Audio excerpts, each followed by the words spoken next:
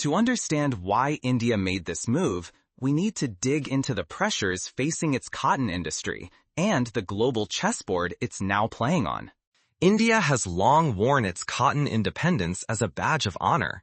For decades, the nation prided itself on self-reliance. So why, after so many years, did India suddenly throw open its doors to cotton imports from Burkina Faso duty-free? For years, India celebrated its cotton self-sufficiency, fueling vast textile mills and supporting millions of farmers from Gujarat to Telangana. This abrupt policy twist turns that history upside down, letting cheaper, high-quality West African cotton flood in. Insiders are asking, why would a country famed for exporting cotton suddenly invite African imports with open arms? But this isn't just about profit margins or government policy. The stakes are enormous, touching everything from the price tags on clothing racks to millions of rural livelihoods. Ignore this, and you miss the real story. A dramatic shift that could disrupt jobs, sway global alliances, and rewrite the rules of trade. Because the Indian cotton story no longer ends at the farm, it now stretches into the heart of global power struggles. Why did India, the world's cotton giant, suddenly throw open its gates to cotton from tiny Burkina Faso? And what hidden price tag comes with that decision? In April, India quietly erased all import duties on cotton until the end of September. This move barely made a ripple outside inner trade circles, but it upended the entire game. Now, cotton from Burkina Faso, a nation few associate with global exports, is entering India duty-free. To grasp the magnitude, remember India is the world's second largest producer and consumer of cotton. Cotton pulses through the veins of Indian agriculture and industry, sustaining entire states like Gujarat, Maharashtra, and Telangana. Generations of farmers have staked everything on these white fields, carving out their futures from the soil. The textile sector depends on this lifeblood. Millions find work spinning, weaving, and stitching cotton into clothing that journeys from bustling Indian markets to closets worldwide. This industry is an economic engine, touching rural villages and urban centers alike, cementing India's reputation as a textile powerhouse. Traditionally, government policy was unambiguous: protect Indian farmers above all. High import duties shielded them from cheap foreign cotton, while exports carried India's surplus abroad. The message was clear: Indian cotton should clothe the world, but Indian soil must remain sovereign. This stance is more than economics. It is a social contract, a promise to millions of families that their sweat and skill would not be swept aside by a flood of cheap imports. Break this pact, and the entire sector, farmers, factory owners, workers, teeters on the edge of upheaval. So when India quietly slashed import duties on cotton from Burkina Faso, it was no mere technicality. It was a seismic jolt, rattling rural heartlands and boardrooms alike, and sparking a surge of anxiety. What does Burkina Faso possess that India now urgently wants, and who stands to win or lose in this sudden realignment? But why Burkina Faso, and why now? The answer lies beyond price or quality. It is woven into geopolitics, global supply chains, and a new contest for influence across Africa. India's move is not just about cloth or commerce. It is about power, alliances, and the invisible threads binding continents. To understand the real game, we must follow the cotton trail from Indian farms to West African fields. Inside India, tension is rising. The textile sector is under strain. Unpredictable weather, rising input costs, and stagnant yields have left local cotton supplies tight. Yet demand is climbing fast. Global fashion brands, eager to diversify away from China, are turning to India for their next wave of textiles. To understand, we must look beyond surface trade figures. Burkina Faso, though landlocked and often ignored, is a powerhouse in cotton. Cotton is its economic lifeblood, essential to millions of smallholder farmers and the country's single most important export. This cotton is renowned globally for its quality, grown in tough conditions without sprawling industrial farms or heavy government support. But the stakes reach further. For years, Burkina Faso and its West African neighbors have fought for fairer access to world markets. They argue that wealthy countries tilt the playing field by sheltering their own farmers. Now, with India removing duties, these nations glimpse a rare opening, a chance to tap into the world's largest textile producers and finally benefit from a global clothing boom. This creates a sharp dilemma. Duty-free West African cotton is exactly what Indian mills crave: affordable, abundant, high quality. But for Indian farmers, it feels like a betrayal. They now face the threat of lower prices for their own cotton, endangering their livelihoods and the fragile stability of rural communities. The risk is not just economic. Widespread losses could trigger unrest and fuel political backlash. Is this really about cotton, or about who gets to write the next rules for the world? But this gamble has echoes far beyond the fields and factories. To grasp its full impact, we need to see how a single trade decision can ripple through households, boardrooms, and distant capitals alike. India's global competitiveness in textiles is on the line, but so are the fortunes of its farmers and the stability of its villages.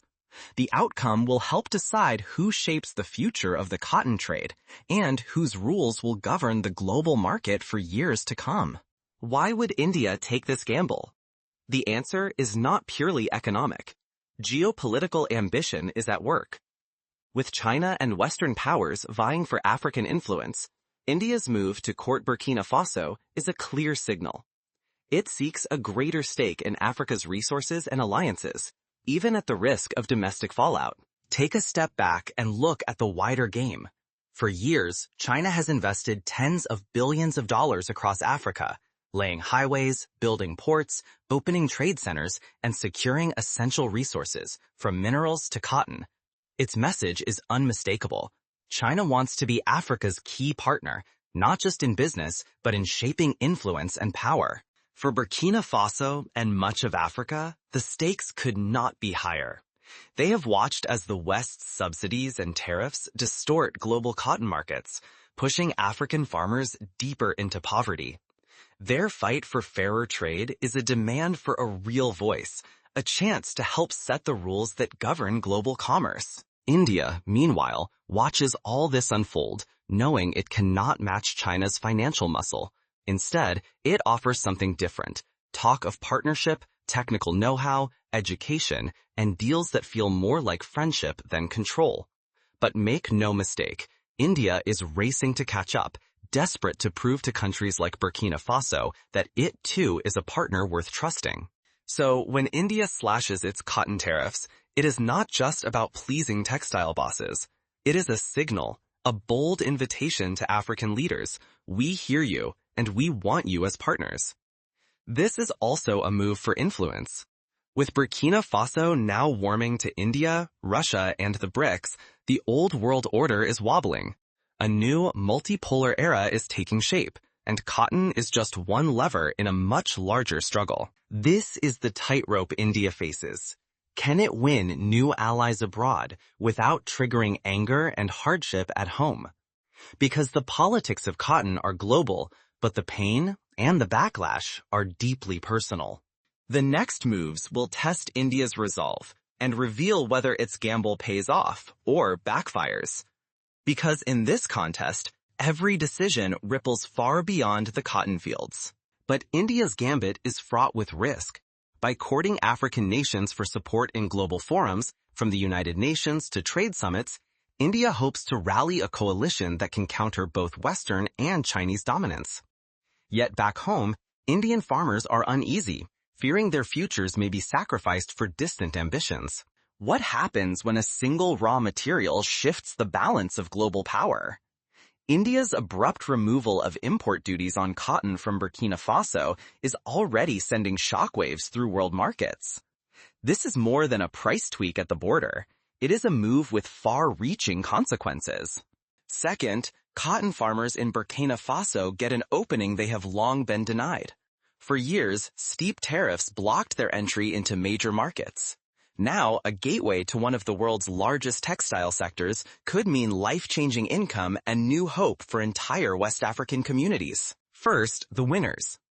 India's textile industry stands to gain most. With duty-free, high-quality West African cotton now available, Indian mills can slash their costs, boost output, and challenge rivals in China, Bangladesh, and Vietnam. This could lead to more jobs, fatter profits, and a stronger presence for India in the international fashion arena. But there is a dark side. For millions of Indian farmers, the influx of cheap foreign cotton threatens livelihoods. Lower local prices could push many into deeper debt and poverty, igniting unrest in rural areas. Indian politicians know the dangers. Angry farmers have toppled governments before. The stakes are as much political as economic. Miscalculating this move risks eroding India's rural power base, fueling protests, and fracturing social peace. The government's grip on power and its global image both hang in the balance. But will this bold gamble pay off, or will it unravel under pressure from within? The answer may depend on who adapts fastest in a world suddenly upended by a single policy shift. Yet, India's ambitions go far beyond cotton. By welcoming African exports, New Delhi signals to the wider developing world, we stand together. It is a direct challenge to China's rising clout in Africa, and a bid to rewrite the rules long set by Western powers. If this gambit works, the precedent could spread. Think pulses, minerals, even technology. India could reshape global trade, empower emerging economies, and forge alliances that will last for generations. Is India rewriting the rules of global trade with a single bold move, or gambling its future for a risky prize? This question is far larger than cotton or even Africa. By suddenly lifting import duties on Burkina Faso cotton, India has sent a clear signal. It is ready to disrupt the world's balance, no matter the cost at home or abroad. For you, this is not just a faraway policy. The next shirt you buy, the tag on your favorite jeans, even the headlines about shifting power, all link back to decisions like this, made quietly but with consequences that echo for generations. Ignoring these shifts leaves us blind to how our everyday choices connect to the high-stakes game of global power. Yet the stakes reach far beyond wages or markets. This single decision could redraw alliances, as India woos Africa to counter China's rising presence and Western frustration. If India pulls this off, it creates a new blueprint for emerging nations. A world where economic ambition and geopolitical strategy collide, using something as humble as cotton as their weapon. At first glance, it seems like a triumph for factory owners, global brands, and some African farmers. But look closer. The lowered price of fabric could spell disaster for millions of Indian rural families, their livelihoods hanging by a slender thread. While textile mills in Gujarat, Maharashtra, and Telangana may roar with new life, the farmers who feed them now face a future clouded by uncertainty. So when you slip on a cotton t-shirt, ask yourself, whose story are you wearing, and what global risk made it possible? The rules of trade are being rewritten right now, and the true cost or reward of India's gamble is still unfolding.